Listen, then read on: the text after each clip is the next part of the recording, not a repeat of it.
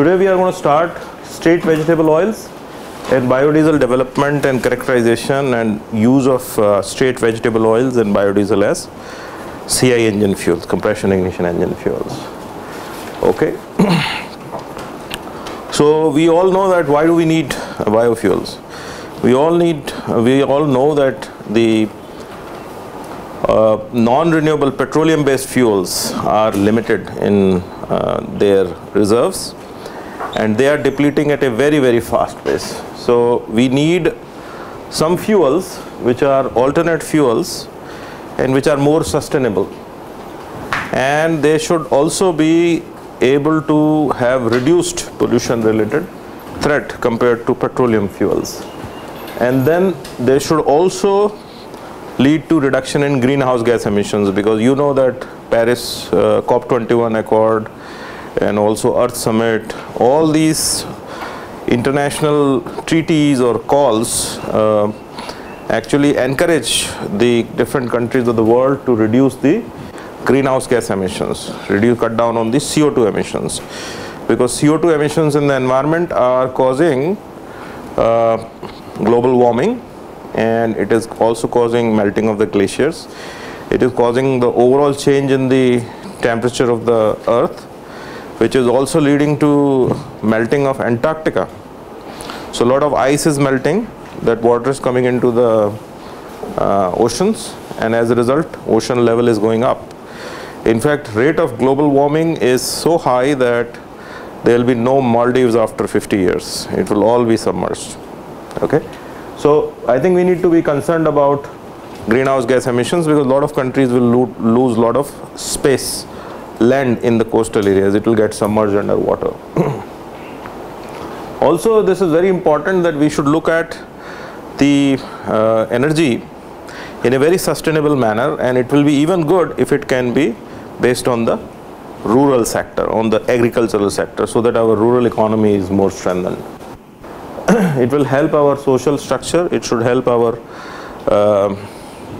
agriculture. So this is why the biofuels are extremely important.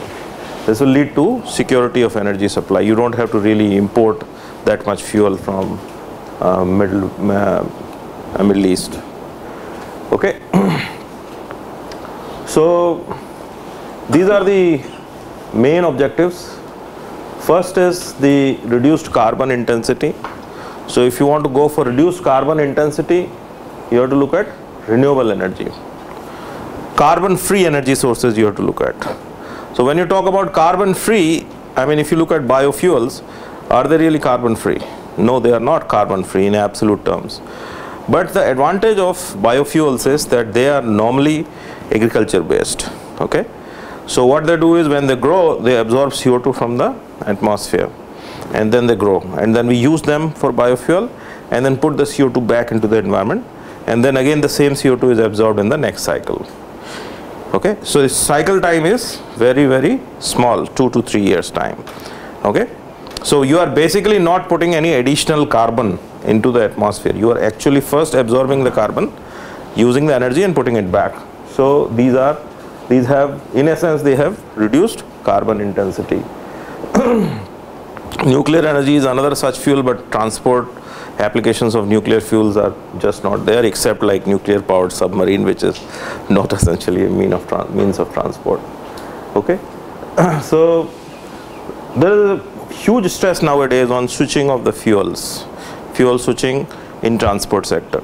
So what people are doing is that they are replacing or displacing the mineral based petroleum fuel with low carbon fuels such as renewable fuels. Renewable fuels include straight vegetable oils, biodiesels, ethanol, methanol. These are low renewable fuels. Okay.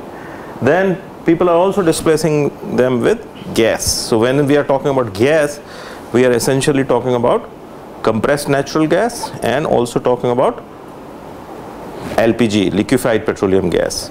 So in both of these fuels, if you look at these fuels in absolute manner, petroleum fuel, gasoline and diesel, they have a carbon to hydrogen ratio or hydrogen to carbon ratio of 1.75 or 1.8, something like that. Okay, 1.75 hydrogen per carbon. Okay, if you look at methane, natural gas have 4 hydrogens per carbon. That means when you burn methane, it will put out more water into the atmosphere and less carbon dioxide into the atmosphere.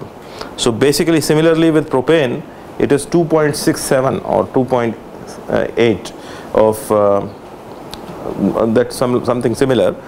Hydrogen to carbon ratio. So hydrogen to carbon ratio in case of gaseous fuels is certainly higher than petroleum based liquid fuels. So when you burn them, the CO2 emissions per unit energy produced will be definitely lower, and that's why this is a low carbon induced intensity fuel. Battery, of course, battery or electric vehicles, these are so-called low carbon intensity because they are not producing the carbon emissions during the transport. Carbon emissions are produced because ultimately how you are generating electricity.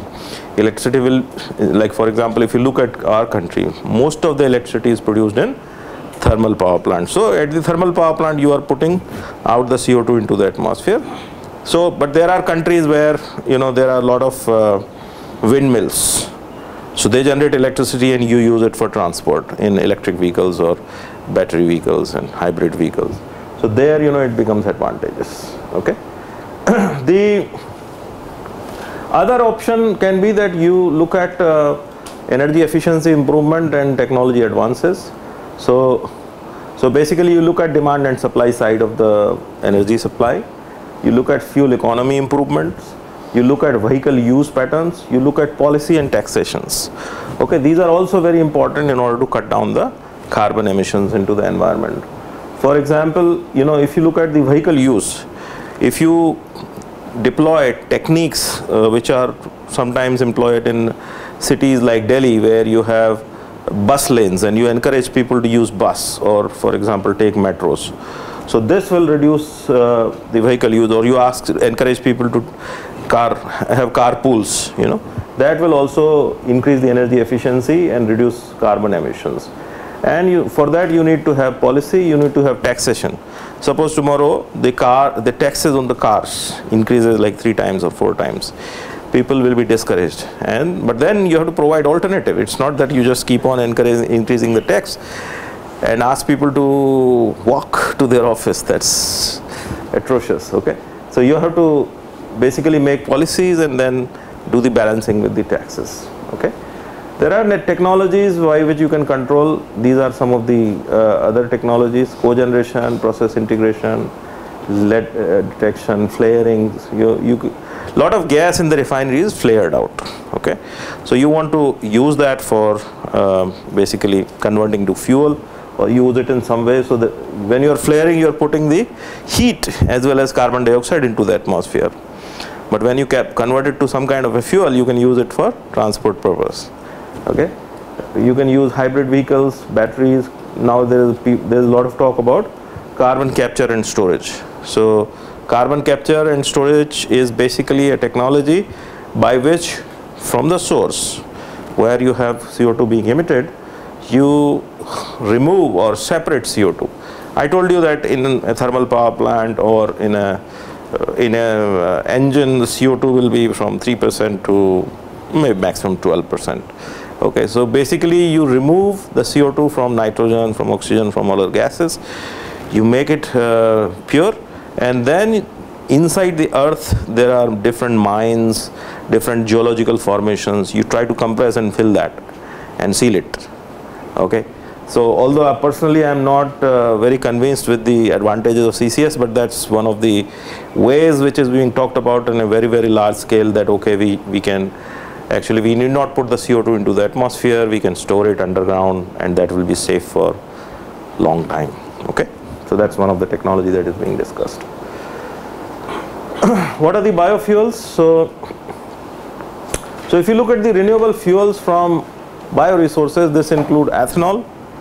So you can convert different types of feedstocks into ethanol using the process of fermentation and different other routes.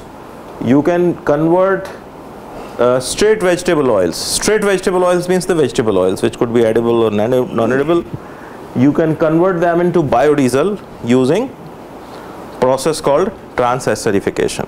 Okay, I'll discuss that. You can also produce hydrogen using bioresources, because you know many of these, like for example ethanol, methanol or biodiesel, they have carbon as well as hydrogen. So if you can separate hydrogen somehow through some process, the hydrogen so produced will be called biohydrogen. Then you have something called biogas. Okay, biogas, all of you know, gobar gas is an example. You must have known about, heard about Sulabh Shauchalay. So all the human waste is actually converted into biogas, and biogas is 65% methane, 35% carbon dioxide. Okay, have you visited a power plant, a biogas plant ever in your life? You have. There is a Kanpur Gaushala here, which has a 85 meter cube biogas plant. If you're going towards Bhoti, please visit that place. It's a good place to see how things work. So they put all the cow dung and also the kitchen waste into the digester, and then the fermentation takes place, and within one day, 24 hours, you have 85 meter cubes of methane that is available. Okay, methane plus carbon dioxide mixture, and that is enough for all their needs of taking care of 1500 cows, all cooking needs, even all the machines for the hay cutting, etc. They are run on an engine which is running on biogas. So lot of things can be done using biogas, because if there is a supply right at some point where the demand is, you need not compress anything, just take the biogas, use it, and you are energy self-sufficient. So it's a very, very good option for such decentralized energy generation. Okay.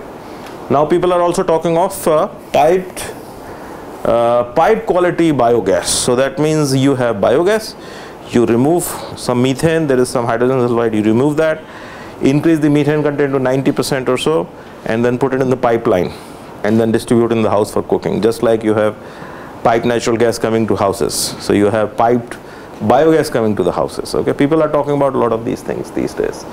And if this can be really made into reality, you imagine each city of our country is flooded with kitchen waste, and we find it very, very difficult how to dispose it off. Okay, it stinks in the landfills. Imagine if all that can be put into biogas plants, huge quantity of biogas can be produced. That biogas can be used for cooking purposes. That biogas can also be used for transport purposes. How? See, it's ultimately, if you can increase the concentration of methane to 90-95%, you can, it's a natural gas then. It's no longer biogas, and you do the same thing that you do with natural gas. Put a multi-stage compression, 4-stage compression with 3 stages of intercooling, increase the pressure from 1 bar to 250 bar, fill it in the tanks and sell it. Makes a lot of sense. There are many groups in our country which are working on such concepts, and I think we are very close to actually making it commercially viable. So I think let's look at why do we need alternative fuels, particularly for the transport sector. First is the increasing environmental concerns. There are a lot of environmental concerns of greenhouse gas emissions, local urban air pollution. Like for example in Kanpur, there is a big problem related to particulate matter. Kanpur is one of the most polluted cities in our country, because there is a lot of atmospheric particulate matter in our city. Then fossil fuels are depleting, so we need some reliable alternative fuels. There are tougher clean air standards. So now, you know, CPCB, Central Pollution Control Board, they are adopting tougher standards for ambient air and tougher standards for vehicles. Okay, so we have to meet those, and they can be met only when you have cleaner fuels to power your transport sector. And of course, we have huge import bill of the petroleum products. Almost $700 billion are spent by our country in importing petroleum as on today. Okay, so question is that what do we do about it? So we actually, the first use of alternate fuels was demonstrated long back by this gentleman. Who is this guy? This guy is Rudolf Diesel. Okay, he was the inventor of diesel engine, and this is what is the statement that he made. The use of renewable vegetable oils for engine fuels may seem insignificant today, but such oils may become in course of time as important as petroleum and the coal tar products of the present time.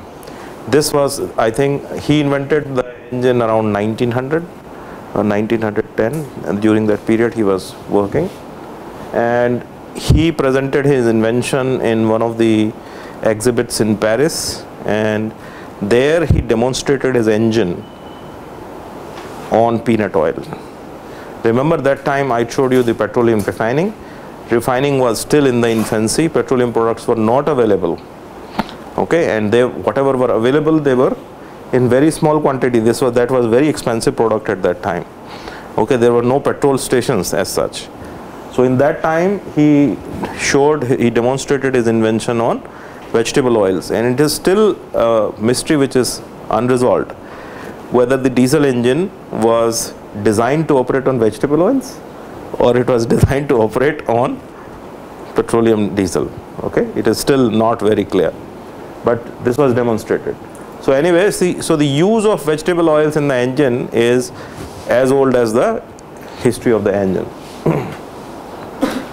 Now let's look at the whole gamut of petroleum supply and demand from a very, very high level. Okay, and in order to understand how the whole petroleum supply and demand is going to work, where the energy is going to come from, where it is going to go. So the next few slides will be showing you some statistics.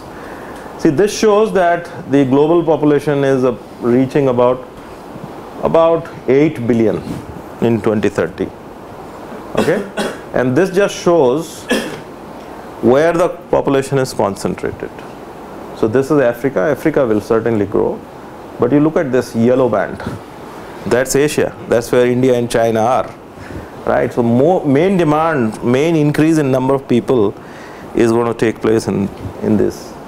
Europe is, of course, you can say almost the same. They will have difficulty in maintaining their population. Their population is in fact maintained because of the influx from Middle East. Okay, and Latin America, the population is growing but not that much. America will also be almost constant. So the main demand of energy that will increase will be in Asia. That is one point. Okay, so the world population exceeded 6.7 billion and it is growing at nearly at a rate of 80 million per year. Now let's look at where the energy is going to come from. Okay, this is also an outlook from 1980, 50 years outlook, 1980 to 2030, and this is million tons of oil equivalent, MTOE. This is particular unit. So you basically, because energy comes from different sources, you convert everything to one unit if you want to compare. Okay, so everything is converted into MTOE. Let's look at where the energy is going to come from. So oil energy, of course, oil energy continues to be the mainstay. Okay, and coal, same as coal. So the use of oil and coal will increase with time. How long? We are not sure. Maybe up to here. After that, it has to come down because the oil will be exhausted. Then you see this gas. So these three, oil, coal and gas, is the bulk of the energy supply. Then you have biomass, very little use of biomass, very small quantity. Nuclear has some, but nuclear is not going to increase too much. Why? Because of the accident problems. Fukushima happens. Every now and then, you know, one accident happens and then people who are trying to increase the growth of nuclear, they have to step back. So the Chernobyl happened, then, you know, 3 Mile Island happened, then now Fukushima happened. So, and then there are issues related to terrorist threats. If somebody takes out the fissile material or the used you know, waste product and puts in a dirty bomb, it can be very damaging. So because of these concerns, nuclear is also not increasing. Then hydro, of course, hydro cannot increase. Whatever hydro resource you have, you are already exploiting it. And then other renewables, you see other renewables started around 1990 and still very, very small, minuscule fraction. So the point that I want to make is that, you know, once you're making your career choice, you have to make career choice very carefully. Whether you want to work on some small portion which is increasing, or a large portion which is very big and increasing its efficiency. Okay, so you have to make a very conscious choice whether you are in efficiency improvement area or in a new source of energy area, thinking out of the box. Okay, so let's look at the global vehicle fleet. You know, how many vehicles are there? So you can see that around 2000 there were less than 1 billion vehicles, about 700 million. Okay, but by 2030 close to 2 billion vehicles will be there. So that means within a span of 30 years the vehicle population is going to increase 3 times. And where this growth is coming from? India and China. Well, that's what it is. Regional growth in vehicle population between 2000 and 2030. This is a very interesting curve. You see, in Brazil, the vehicles in 30 years will grow by 3 times. In Russia, 2.5 times. India, 20 times. China, 30 times. In rest of the world, America, Europe, everything, in 30 years, the vehicle population will increase by 13% only. Well, I think there is a background to it, and the background to it is that in Europe and America, almost 1 car per person is there already. So you can't increase more than that. In India, we have less than 10 cars per 1,000 people. So even if we have 20 times increase, we still have 1 car per 5 people.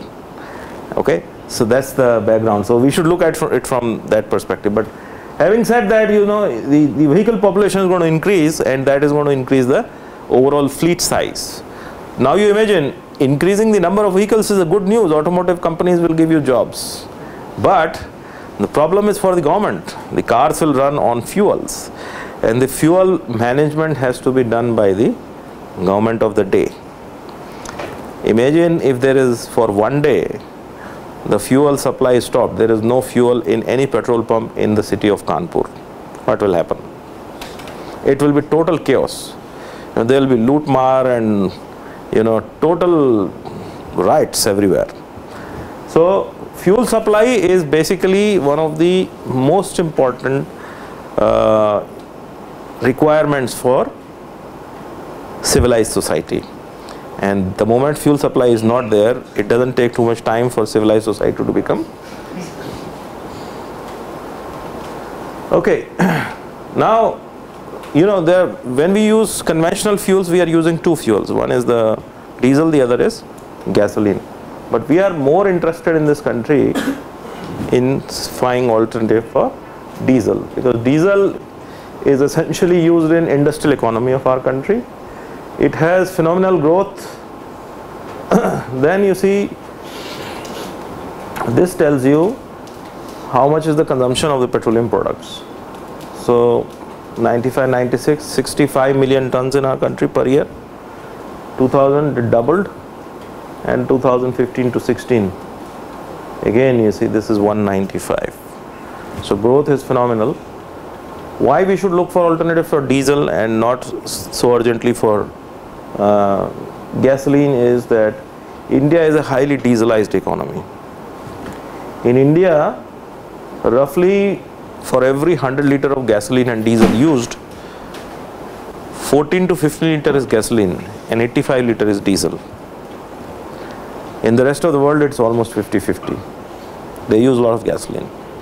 In our country, it's a highly dieselized economy. Therefore, it makes more sense for us to put our stress on finding alternative for diesel fuels. Okay. Now, if we keep on using the fossil fuels, what are the environmental implications? There are many severe environmental implications. First is the reduction in underground based energy carbon layer. So what you are doing is, when you are digging the petroleum out, you are taking carbon from below the surface of the earth, using it, putting the CO2 into the atmosphere. So below the earth, carbon concentration is going down, which doesn't affect that much, but above earth, it definitely affects all of us. So this is also leading to modifications in the earth's surface layer, that means atmosphere. Subsidence of the ground after extraction of minerals. You know, when you go to coal mining areas, so coal mining areas, what happens? You have coal coming out, but there is a lot of debris also come out. And those debris actually spread over a long area, and that land can never be used for any other purpose. Then you see the CO2 level is increasing. In 1850, when the Industrial Revolution started and we started using coal as the energy source, at that time atmospheric concentration was 280 ppm. Today, this is a little old number of 1980s. Today it is 407 ppm. Okay, and it is still climbing up, because every day we are using fuel, it is going into the atmosphere, and every day that concentration is going up. Okay, CO2 levels are still climbing as a function of the fuel that we are burning. It leads to greenhouse gas, acid rains. Acid rains are due to emissions of oxides of nitrogen and oxides of sulfur. They form nitric acid and sulfuric acid, and which comes down in the dilute form, and it affects the crops, it affects the buildings. You know, if you have a building like this, it will penetrate, and the iron bars in the roof will get corroded, and then, you know, the life of the building will go down, because iron will get rusted out because of this weak acid that is coming from the in the rain. It also leads to smog. Smog is smoke plus fog, which we experience in the month of December every year in Kanpur area, and it leads to climate change. You will see that the climates all over the world is becoming more and more intense. The events, climatic events, are more and more intense. There are more number of floods per year in more number of areas. There are more number of cyclones at more number of places. So all these devastating natural events, their occurrence, the number of occurrences per year, everything has increased because we have damaged the environment to a great extent using fossil fuels, okay, without any control.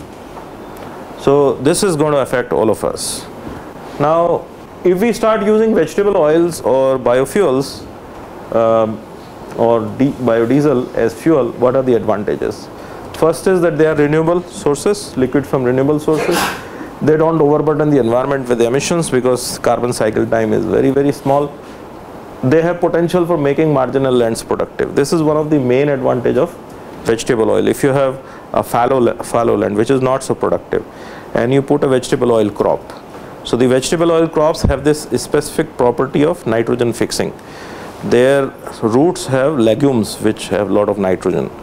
So the land will become more productive, and next year you can put it to grain agriculture.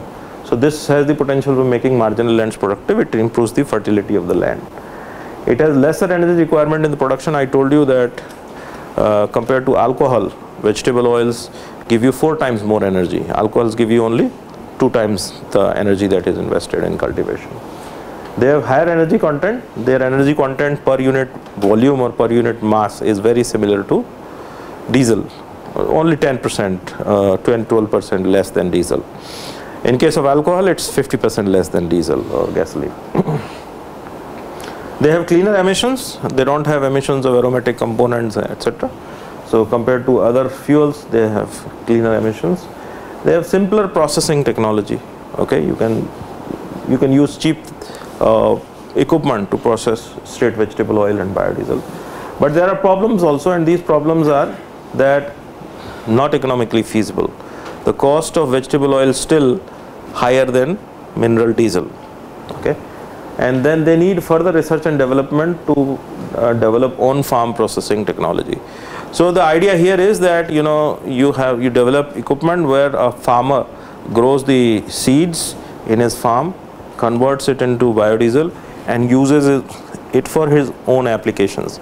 That way a lot of energy can be saved in transportation of energy itself, transportation of liquid fuels from one place to another place, and our villages can really become energy self-reliant. Okay. Now whenever we suggest any fuel as an alternative fuel, as engineers we have to keep 4 factors in mind, 4 very, very important factors. First factor is modification in the engine hardware.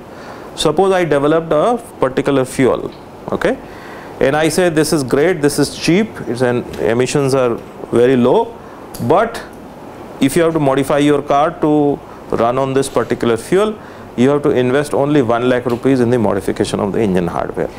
How many of you will accept it? Very few.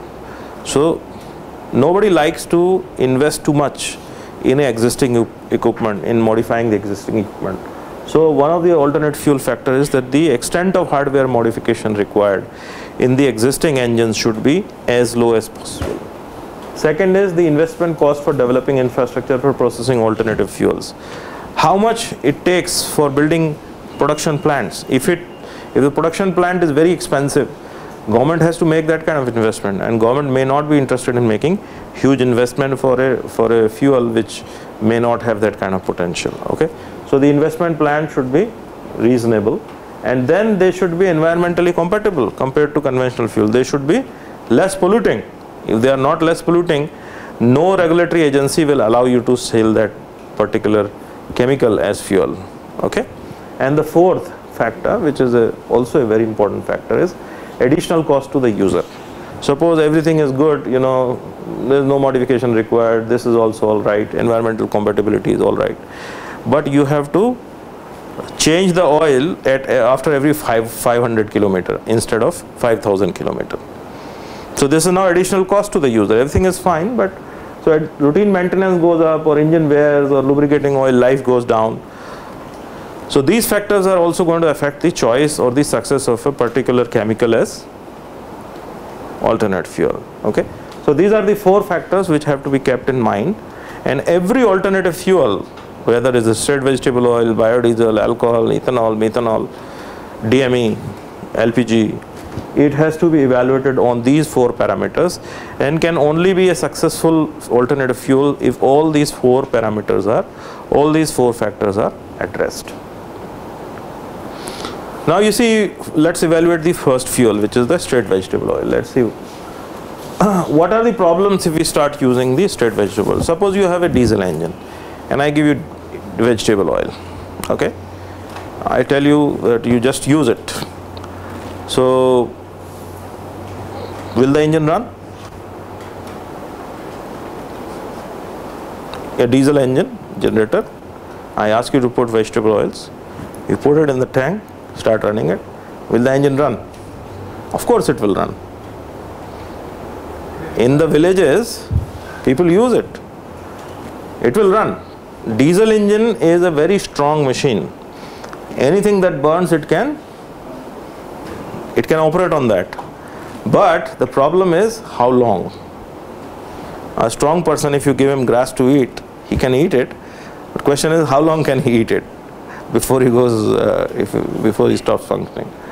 So diesel engine, you know, it will operate, but it will have a lot of problems because that fuel has to be tuned to the engine requirements, right?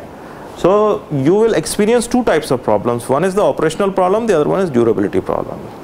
What are these problems? Operational problems are the problems that you will experience as soon as you start the engine. You will have some difficulty, okay, some or the other erratic running, or pollutants are coming out more, or something like that. Those are all operational problems. As soon as you start the engine, you experience them. Durability problems are the problems which are experienced when you run the engine for a sufficient long period. Suppose you run the engine for 50 hours and then the problems start coming, then that is durability problem, long-term problem. Let's discuss them. So straight vegetable oil, if you use, you have problem in starting. It will not start that quickly. Okay. The second problem is that the ignition will be a problem. Then combustion parameters of the engine will not be very good, straight vegetable oil. Performance parameters will not be very good. And then emission parameters will also not be very good. What are these performance, emission and combustion parameters? Performance parameters means specific fuel consumption, brake thermal efficiency, brake specific energy consumption, exhaust gas temperature. These are all performance parameters. Emission parameters, emission of carbon monoxide, hydrocarbon, NOx, particulate matter. Combustion parameters, P theta diagram, rate of heat release, dP by d theta, rate of heat release and mass burn fraction, combustion duration. These are all combustion parameters. Okay, so these are the problems, and these are the problems. You face these problems because the fuel is high viscosity fuel. Vegetable oils have higher viscosity, and they have extremely low volatility because their carbon chain length is very long compared to mineral diesel, and they have polyunsaturated character. Polyunsaturated character means, unsaturations mean what? Presence of double bonds. Poly means multiple. So in a molecule of vegetable oil, there will be multiple double bonds, and double bonds are unstable. They tend to break and join with other molecule and form longer chains. So this causes a big problem inside the engine. Second set of problem is durability problem. As I said, these are the problems that you experience when you run the engine sufficiently long. So you will have deposit formation in the engine. Okay, if you run the engine for a sufficiently long time, you will see that it has lot of deposits, and if it has deposits, you will have all kinds of other problems, and it will stop ultimately. You will have injector carbonization. Injector trip will collect lot of soot. So once it collects lot of soot, whatever spray is coming out, that soot will start interfering with it. So the spray evolution will not be very nice. Then piston ring sticking. Piston ring, because of the soot, lot of soot will get collected, and piston ring will lose its property of free movement in the groove. Okay, and it will kind of get frozen. Once it gets frozen, then that's not a good thing, because then it will not be able to seal the upper chamber and the lower chamber, combustion chamber and the bottom chamber, and then gases will be able to free flow from the, or leak from the top chamber to the bottom chamber, and then your efficiency will go for a toss. Okay, so and then once you have this piston ring sticking problem, some of the fuel in liquid form will come to the lubricating oil. So this lubricating oil, vegetable oil interaction will start, and vegetable oil is polyunsaturated, so it will start forming polymers with the lubricating oil. So lubricating oil life will finish. Okay, fuel filter will get plugged because of this same reason, polyunsaturated character. So what do we do? There are operational problems, there are durability problems, and these are the issues of the vegetable oil because of which these problems are experienced. So what do we do? So we can do many things if we want to use that as a vegetable oil as fuel. First thing is that you can heat. Once you heat, what happens? The viscosity will reduce, okay, and the partial vapor pressure of the fuel will also increase. So it will be easy for it to start the combustion. So some parameters will improve, okay, but the heating does not do anything about polyunsaturated character. So most of the durability issues will remain. Okay. Second thing, that you can blend. Blend means you take 10%, 20% vegetable oil, 80% diesel, you mix them. Once you mix them, the viscosity and volatility will improve, but then again polyunsaturated character will remain. So these problems will be taken care of, but these problems will remain. Third thing is that you can do trans-esterification of the vegetable oil. So once you do trans-esterification of the vegetable oil, what will happen? You will convert this into biodiesel, and biodiesel takes care of all these three. You have a fuel which is lower viscosity, its volatility is also good, and it doesn't have double bonds. So both these problems go away. Okay, but this requires use of other chemicals. It requires use of catalysts, because you are modifying the fuel at a molecular level. Here in these first two cases, no modification. Okay, so this involves a chemical process of physically breaking the big molecule of vegetable oil into smaller molecules. So first thing is that let us understand, in most of these things, viscosity is affecting and leading to these problems. How the viscosity is affecting? Let's understand it more phenomenologically. So viscosity affects the handling of the fuel by pump and the injector system. If you have a fuel which is more viscous, so obviously the pump and injector, they have to work hard. they have to apply more force, right? And then, you know, in more viscous fuels, what happens is that the van der Waals forces between the molecules of fuel will be more strong. So as a result, when they pass through the nozzle hole of the injector, what will happen? The droplets size distribution will be much larger because of the stronger van der Waals forces. So if you want to have finer droplet size, you have to employ higher pressure. Higher pressure means you have to change the fuel pump, okay, which is very expensive. So suppose we are now right now talking about using the same pump. So when you are using the same pump, your droplet size distribution will be larger. That means your fuel droplets will be bigger and bigger, and they have lower volatility, okay, and they are traveling in the air. So combustion starts, but since their size is very big, the time is not enough for their complete combustion, and therefore combustion will start, combustion will proceed, but it may not get completed. As a result, heat is being generated, so some part of the vegetable oil will get pyrolyzed. It will not burn completely, and it will lead to formation of soot matter, okay, which will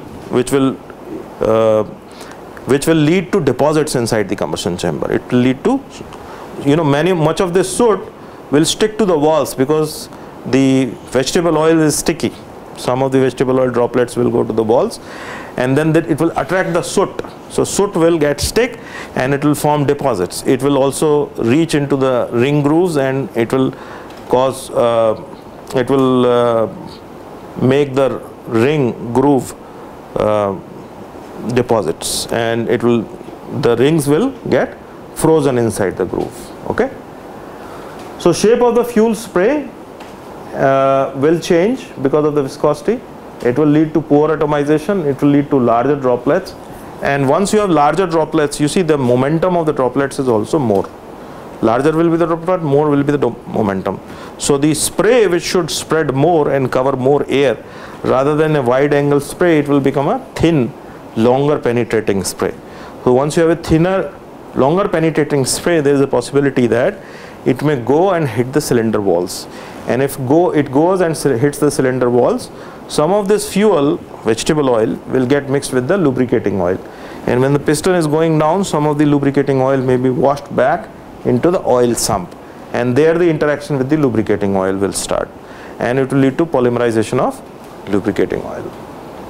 Jets tends to be a solid stream instead of spray of small droplets, hence the fuel doesn't get mixed with the air required for burning.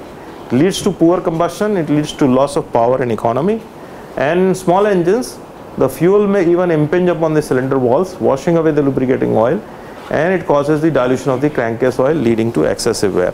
So once the lubricating oil layer is washed, you have the fuel reaching the oil sump, and also the walls will now have no oil, lubricating oil. So the rings will interact directly with the liner, which will lead to wear of the ring and the liner, which is not a good thing to happen. Let's compare the vegetable oil and diesel fuel. So let's compare the vegetable oil and diesel. If we compare these two, you know, the ideal diesel fuel molecules are saturated. They are non-branched hydrocarbon molecules with carbon number between 12 and 18 mostly. I think we studied this when we were discussing the refining processes. But the vegetable oil molecules are triglyceride, generally with no branch chain, of different lengths and different degrees of saturation. Vegetable oils also contain substantial amount of oxygen, almost roughly 10% of the mass of the molecule of the vegetable oil, triglyceride, okay. So if you look at the fuel properties for any given fuel, there are three different types of properties that are important: physical properties, chemical properties, and thermal properties. All these properties have to be within a certain range before you can call that particular chemical as fuel. So the properties which are very important from fuel perspective is physical properties such as viscosity, density, pour point, flash point, boiling range, freezing point, and refracting index.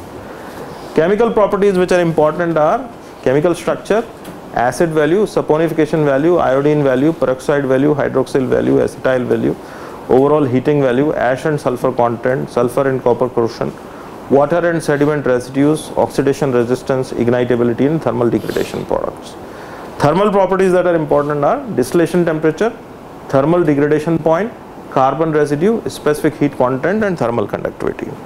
Okay, and some of these properties are more important, some of these properties are less important, but you need to actually evaluate all these properties and see if they are within a particular range, if you want to use it as use the fuel as a diesel fuel or gasoline fuel.